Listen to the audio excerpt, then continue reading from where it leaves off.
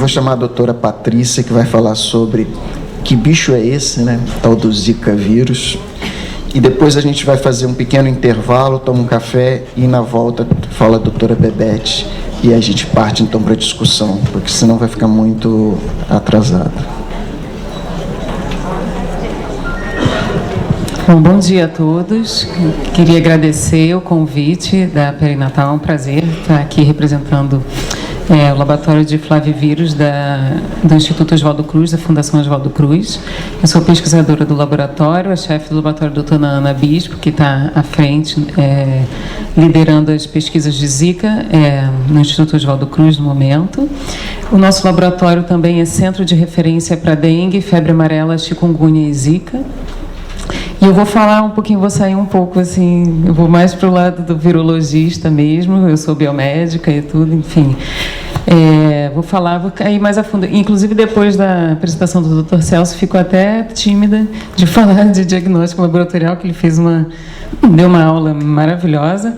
Então, eu vou passar, fazer o melhor possível para não ser redundante e enfim, não ser repetitiva, né? Bom, vou falar um pouquinho do histórico do vírus.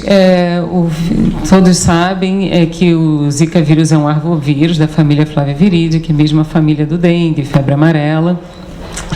Possui um sorotipo, 3 genótipos, que na verdade o africano dividido em 2, então pode ser considerado também 2 genótipos, mas Lanciotti chama de 2. É uma partícula esférica, envelopada, RNA de fita simples, polaridade positiva, com cerca de 10.700 nucleotídeos.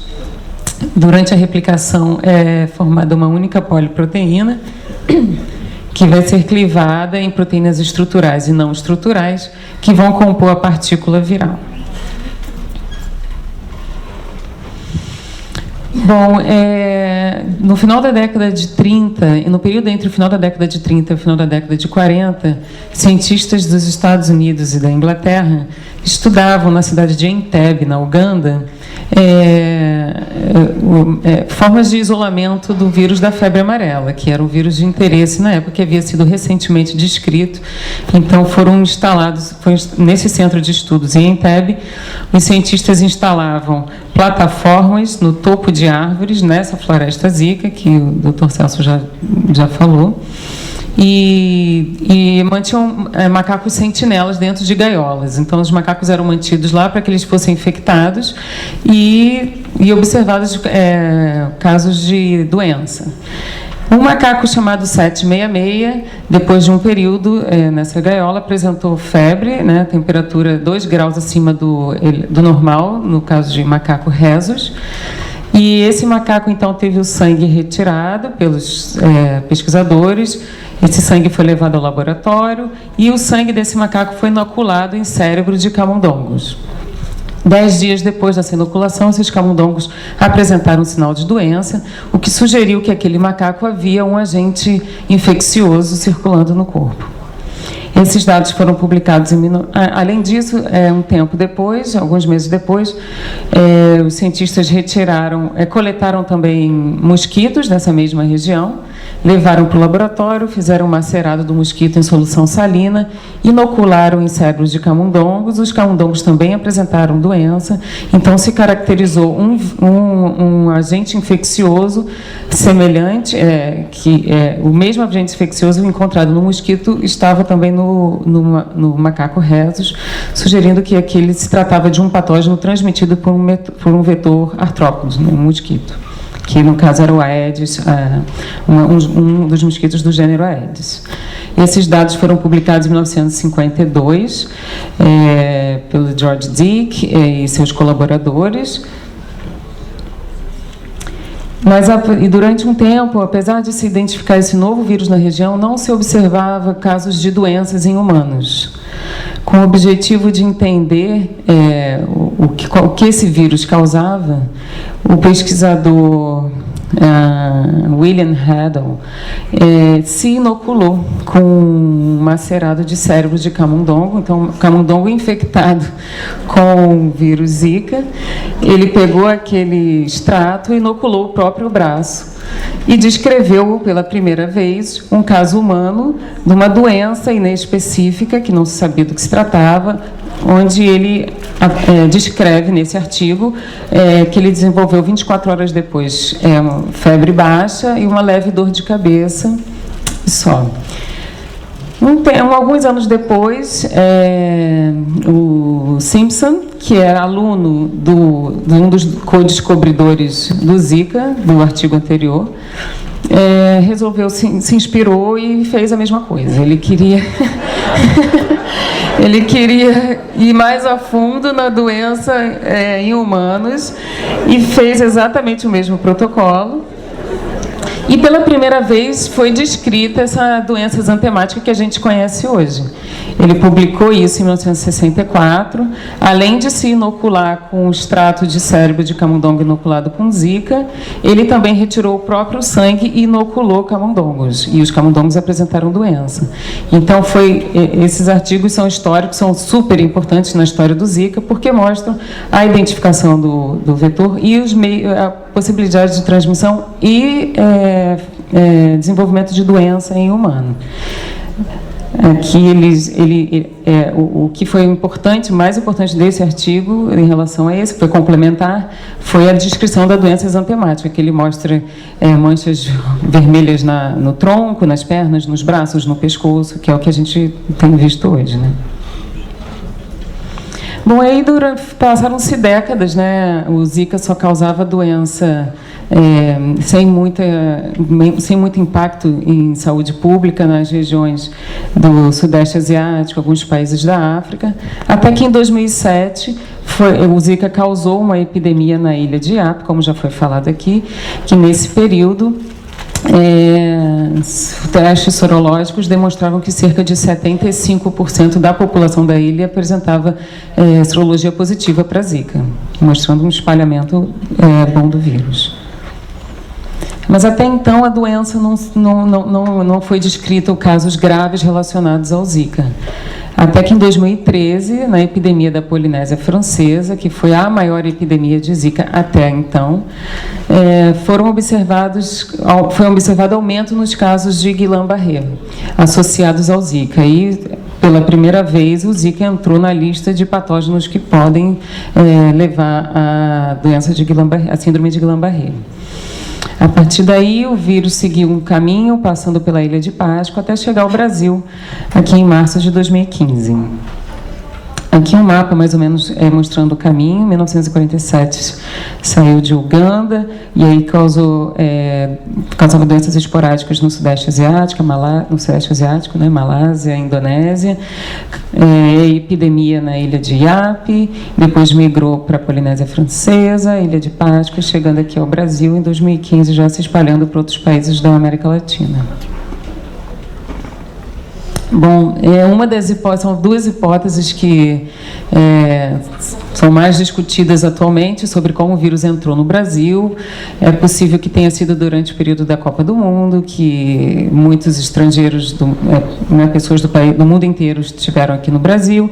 Outra hipótese seria isso, campeonato de canoagem, mas eu compartilho com o Dr. Celso que pode ter sido até bem antes disso e passou despercebida. Bom, em março de 2015, o grupo do Dr. Gúbio Campos, da Universidade Federal da Bahia, descreveu pela primeira vez a presença do vírus Zika no Brasil.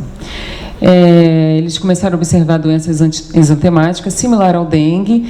Os pacientes apresentavam aqueles sintomas característicos dengue-like, mas os testes para dengue davam negativos, sorologias davam inconclusivas e tudo, até que ele, através de técnicas de biologia molecular, conseguiu detectar 7 amostras positivas.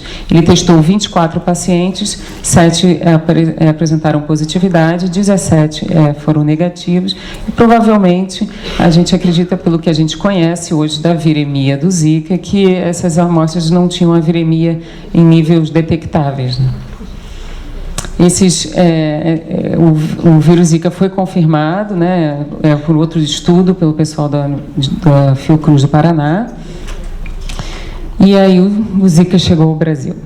E então começou a se observar nas clínicas esses sintomas que já foi apresentado, como conjuntivite, exantema, edema articular, febre baixa e tudo. Bom, a via de transmissão através do mosquito já era conhecida, já estava estabelecida. As epidemias da Polinésia Francesa e da Micronésia já descreviam isso, mas alguns artigos também estavam disponíveis sugerindo a transmissão do vírus Zika através de urina, saliva, o sêmen, transmissão sexual, e, mais importante, a transmissão perinatal com risco associado à doença, ao Zika congênito. Bom, o Dr. Celso explicou maravilhosamente esse slide. Só falando novamente que no nosso laboratório a gente realmente tem essa mesma experiência. Soro, a gente consegue detectar RNA viral em soro até 5 dias no máximo.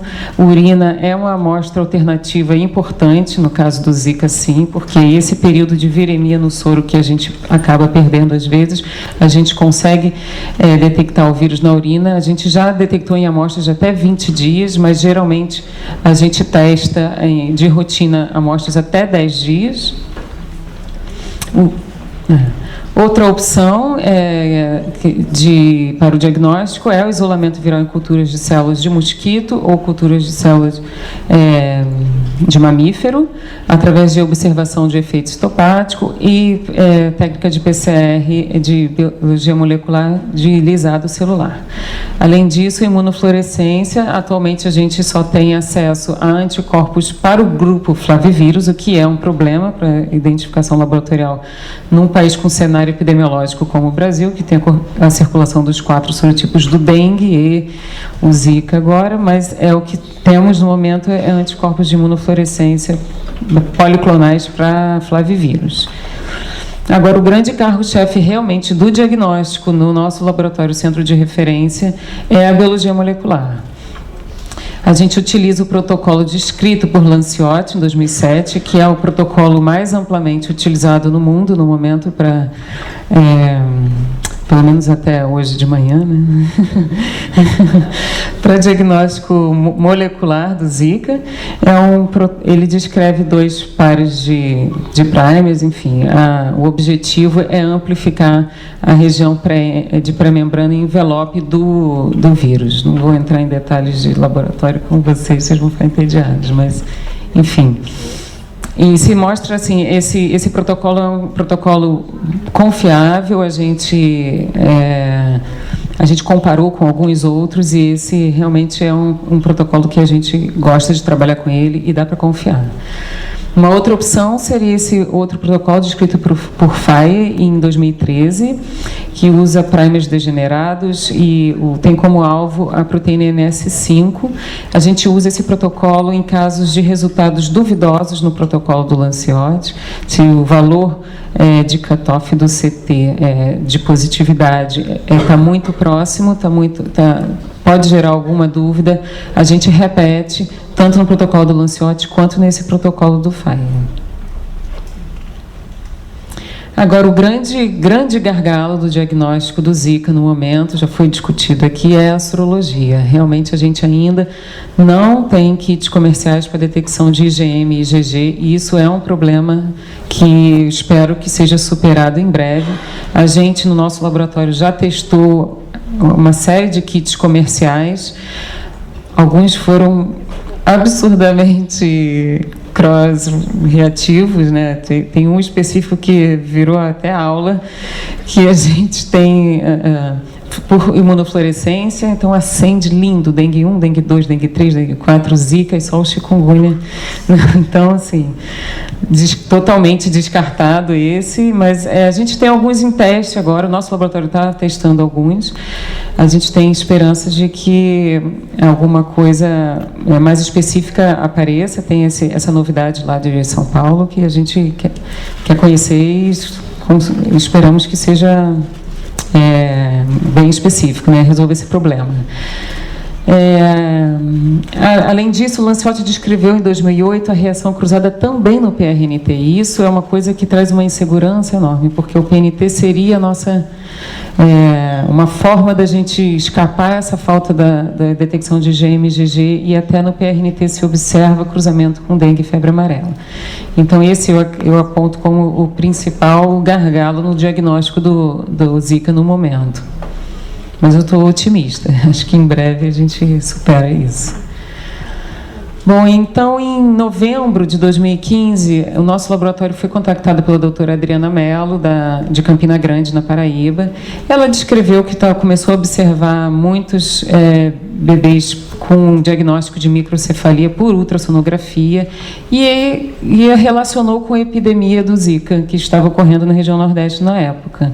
Então, ela perguntou se a gente não poderia testar 2 amostras de líquido amniótico de gestante que ela tinha coletado, porque ela achava que poderia ser que tivesse vírus Zika ali. E aí, usando o protocolo do Lanciotti de biologia molecular, as 2 amostras resultaram positivas para o vírus Zika.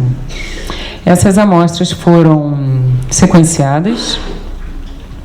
A gente fez, em parceria com o grupo do Dr. Amilcar Tanuri, da UFRJ, a gente fez o sequenciamento total do genoma viral e mostrou que esse vírus praticamente 100% semelhante ao vírus que circulou na Polinésia Francesa em 2003, na epidemia de 2013 e 2014, mostrando que realmente o vírus circulante no Brasil veio da Polinésia Francesa. Filogeneticamente, esse vírus, a gente observou que ele se coloca mais semelhante ao vírus da encefalite japonesa do que aos vírus dengue. Apesar da gente estar realmente observando uma aproximação dele ao dengue, esse dado reforçou essa característica de causar doença do sistema nervoso central, o que se relaciona com o vírus da encefalite japonesa. Eu acredito, pessoalmente, que esse é um dos artigos de mais impacto no momento em relação aos dados de grávidas infectadas com Zika. Foi um estudo coorte, acredito que a maioria aqui deve ter lido, deve conhecer, um estudo coorte de grávidas, é um estudo que ainda está em andamento. 88 grávidas participaram desse estudo. Dessas grávidas, 72 apresentaram teste positivo para a Zika, ou na urina, ou em soro, ou em ambas as amostras. Dessas 72, 42 passaram por teste por ultrassonografia, e na ultrassonografia foram observadas características de anomalias fetais, que são descritas aqui, está um pouco pequeno, mas principalmente microcefalia, diminuição do volume de líquido amniótico, calcificação. E o que foi de grande impacto nesse estudo é que a gente demonstrou que, independente do período de infecção pelo Zika, anomalias fetais foram observadas em decorrência dessa infecção, porque até tinha uma ideia de que a infecção até o primeiro trimestre era o mais grave, e até acreditava-se que, parecido, né, com rubéola, acreditava-se então que a partir do primeiro trimestre a infecção por Zika não seria assim tão grave, mas a gente observou, por exemplo, infecção na 32ª, 35ª semana, com anomalias fetais como consequência disso. Bom, aqui rapidamente, só para demonstrar como as amostras geralmente chegam até o nosso laboratório, centro de referência. Inicialmente, as amostras são enviadas para o LACEN, que é o laboratório central, que faz um screening. Os LACENs que têm infraestrutura já fazem um diagnóstico molecular do Zika. A gente, como centro de referência, já treinou mais de 11 LACENs do Brasil. Então, a ideia é descentralizar, com certeza, o máximo possível, tirar um pouco da nossa carga também. Agora, os LACENs que não têm infraestrutura para realizar o teste enviam as amostras para nós, que somos laboratórios de sentinela, são chamados laboratórios sentinela, são 5 laboratórios sentinelas no Brasil: o Instituto Evandro Chagas, no Pará, Fiocruz, Paraná, Fiocruz, em Pernambuco, o Instituto Adolfo Lutz, em São Paulo, e nós no Rio de Janeiro. Lá nós fazemos os testes sorológicos e biologia molecular, e o resultado é disponibilizado ao Ministério da Saúde logo em seguida. Bom, esse aqui só, enfim, acho que vocês sabem melhor do que eu sobre essas coisas, mas a notificação dos casos de microcefalia, no Brasil já temos mais de 6 mil notificações, dessas, deixa eu ler... Dessas, 745 foram confirmados e mais de 4 mil ainda permanecem em investigação, mais de 1.100 já foram descartados. Aqui mostra que 282 municípios do Brasil já confirmaram casos de microcefalia ou alteração do sistema nervoso central. 22 unidades do Estado da Federação já confirmaram circulação autóctone do vírus Zika, por diagnóstico laboratorial. E aqui, rapidamente, eu mostro uns slides que também já estão desatualizados, mas para vocês terem uma ideia do nosso volume de trabalho no laboratório de flavivírus. No ano de 2015, nós recebemos 1.720 amostras suspeitas para Zika, sendo delas 100 gestantes, e com uma taxa de positividade de 29%. Em ano de 2016, esse número está super desatualizado. Ontem a gente chegou passou de 8 mil amostras. Por isso a nossa urgência até de descentralizar um pouco o laboratório, o diagnóstico, que a gente está muito sobrecarregado realmente. 243 foram gestantes, a taxa de detecção estava em 18%. E nós também recebemos casos de complicações neurológicas, pacientes internados em estado grave com Guillain-Barré. A gente recebe amostras de líquor e dessas 2 amostras já foram positivas tanto em líquor quanto urina. Esse é um artigo que está submetido, deve ser publicado em breve. Uma paciente com Guillain-Barré, a gente conseguiu amostra positiva de líquor, urina, saliva, soro e... Agora, é interessante que, no casos de microcefalia, a gente recebe amostras, a gente recebe líquor, soro, a gente recebe líquor e urina, principalmente de bebês que nascem com microcefalia, e a gente nunca detectou vírus Zika nessas amostras. A impressão que a gente tem é que uma teoria que a gente tem, uma hipótese, é que o bebê, a mãe, quando é infectada durante a gestação, aquele vírus atravessa a placenta, infecta o bebê, causa os danos neurológicos que vocês conhecem melhor do que eu. E aí, quando o bebê nasce, aquele vírus já está eliminado, já foi cleared. E enfim, a gente não consegue detectar RNA. Em nenhum caso a gente detectou RNA. A gente testou mais de 200 bebês, né, recém-nascidos. Em nenhum caso a gente detecta positividade no RNA de vírus Zika. A gente detecta, sim, já detectou em amostras de bebês que vieram a óbito. E aí a gente detecta vírus em vários órgãos, como pulmões, cérebro, fígado, placenta, cordão umbilical. E a gente sempre observa uma viremia muito maior no cérebro do que em todos esses outros órgãos. Bom, só demonstrar o tipo as amostras que a gente recebe, líquor, urina e soro, né, desses bebês recém-nascidos. E aí eu queria só apresentar para vocês os espécimens que a gente já testou e já viu positividade para Zika, que são amostras alternativas no diagnóstico. Urina, saliva, líquido amniótico, leite materno. A gente tem várias amostras de leite materno, todas positivas, e a gente observa exatamente uma alta viremia, a carga viral alta. Amostras de sêmen, a gente tem acompanhado, tem um paciente específico que a gente já tem acompanhado há mais de um mês, e a amostra dele vem sendo positiva consistentemente, mesmo com a urina negativando. E, pois é, esse já desatualizou. A secreção vaginal, ontem a gente detectou 2 amostras de secreção vaginal positivas para Zika. E isso tudo levanta a bola da transmissão sexual. A gente está investigando mais a fundo a capacidade replicativa desse vírus, se é um vírus infeccioso ou não, e amostras de líquor. E aí é isso. O que eu sinto, que eu acredito é que todo esse caso, todo esse desespero nosso, esse pânico que é o Zika, esse grave,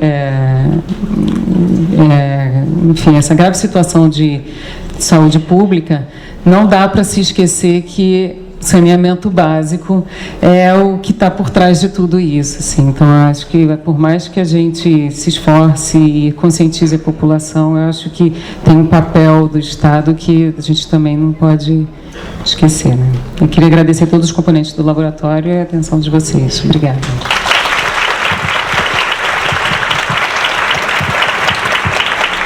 Bem, nos últimos 2 anos, a direção da Perinatal vem nos desafiando a fazer um pouco mais do que simplesmente a assistência obstétrica e neonatal que o grupo sempre fez. Então, nesses últimos 2 anos, esse é o 2º fórum de conscientização. O primeiro foi relacionado à resolução da ANS e esse 2º fórum em relação ao Zika vírus, que são os temas que acabam nos afligindo mais enquanto obstetras. E aí eu queria aproveitar para agradecer especialmente a Júlia de Carvalho, que é a nossa representante do marketing, que é a força motriz na organização desses eventos. Júlia, muito obrigado. É um prazer trabalhar com você nessas organizações e falar para os senhores que e não tem parado só nisso, né? Logo depois do intervalo, nós vamos mostrar para vocês a resolução, no que resultou esse primeiro fórum. Nós vamos mostrar um primeiro resultado e um segundo resultado também para esse 2º fórum da Zika, como é que a Perinatal vai poder ajudar um pouquinho mais os senhores do que simplesmente na assistência obstétrica. Eu inicialmente queria agradecer a presença da doutora Raquel Lisboa, que está aqui representando a Agência Nacional de Saúde, em nome do doutor José Carlos Abraão. Muito obrigado pela presença. E eu acho que tem tudo a ver com o que a gente vai falar agora. Um dos desafios nossos foi, a partir do fórum sobre a questão da resolução da ANS, o que a Perinatal poderia fazer para auxiliar os médicos a cumprir, principalmente a obrigatoriedade do cartão de pré-natal e da evolução do partograma. E aí a diretoria de marketing aqui representada pela TEISA, a diretoria de TI representada aqui pelo Marcelo, que eu tinha visto já sumiu, tá ali, e nós da obstetrícia, mais o laboratório de engenharia de software da PUC, isso tudo patrocinado, obviamente, pela direção da Perinatal, desenvolveu esse aplicativo aqui, Carol, me socorre, que vocês vão ver agora, cuja proposta é transformar o cartão do pré-natal numa coisa mais palatável, mais factível. Ele se chama Pré-natal Digital.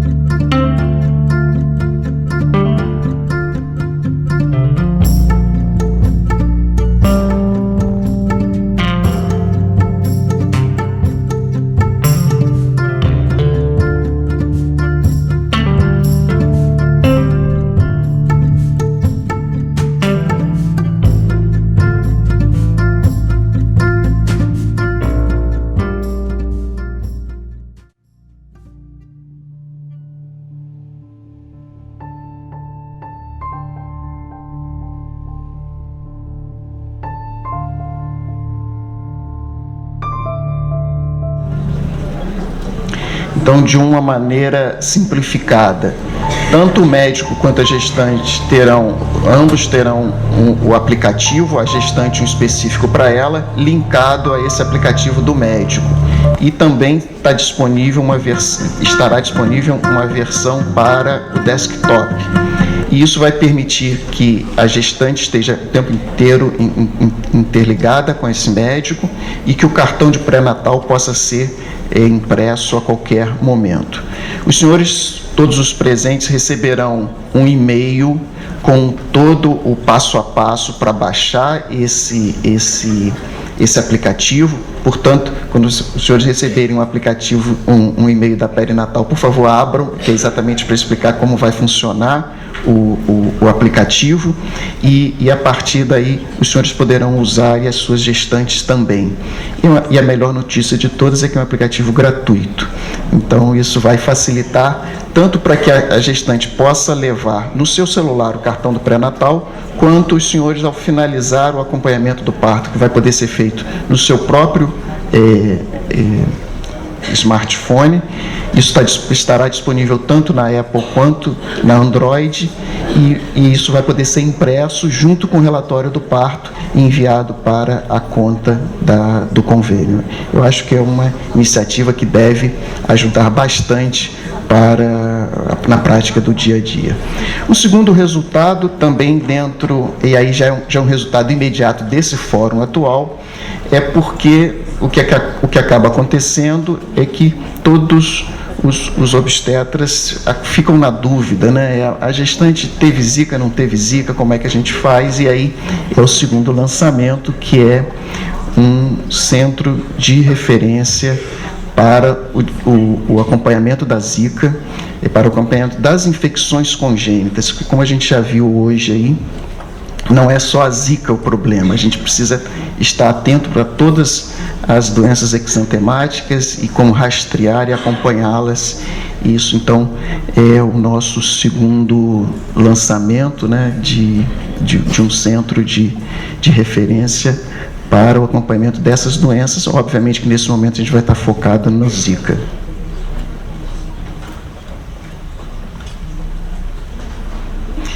Esse centro vai estar localizado em Laranjeiras e na Barra nós teremos, vocês devem ter visto aí dentro da pastinha, o centro de acompanhamento, centro de cirurgia pré-natal e neonatal. Então serão 2 centros nas unidades diferentes, tanto para atender essas 2 demandas.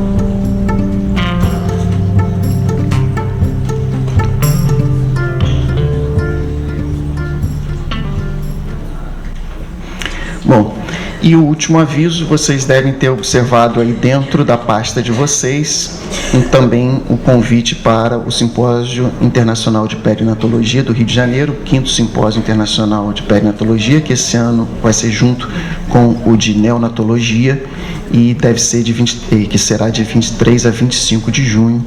Também contamos com a presença dos senhores.